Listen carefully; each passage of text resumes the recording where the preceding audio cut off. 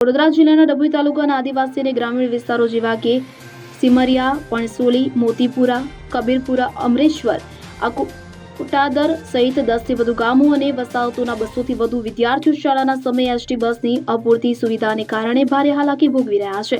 આટલા બધા ગામો વચ્ચે માત્ર એક જ બસ ફાળવવામાં આવી હોવાથી વિદ્યાર્થીઓને બસના દરવાજે લટકીને જોખમી મુસાફરી કરવી પડે છે અથવા બસ પાસ હોવા છતાં ખાનગી વાહનોમાં વધારાનો આર્થિક ખર્ચ કરીને શાળાએ પહોંચવું પડે છે. સરકારની ટ્રાયબલ ગ્રાન્ટો છતાં પાયાની સુવિધાના અભાવે વિદ્યાર્થીઓનો અભ્યાસ બગડી રહ્યો છે, જેના પગલે સ્થાનિકો અને વાલીઓમાં નેતાઓ તથા તંત્ર સામે ભારે રોષ વ્યાપ્યો છે અને શાળા સમય દરમિયાન તાત્કાલિક વધારાની 2 બસો શરૂ કરવાની ઉગ્ર માંગ ઉઠી રહી છે.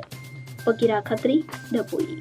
હવે જુઓ દેશ દુનિયાની તમામ ખબરો તમારી આંગળીના ટેરવે. ઉઠાવો મોબાઈલ અને ગૂગલ પ્લે સ્ટોર પરથી ડાઉનલોડ કરો અમારી CN24 ન્યૂઝ મોબાઈલ એપ.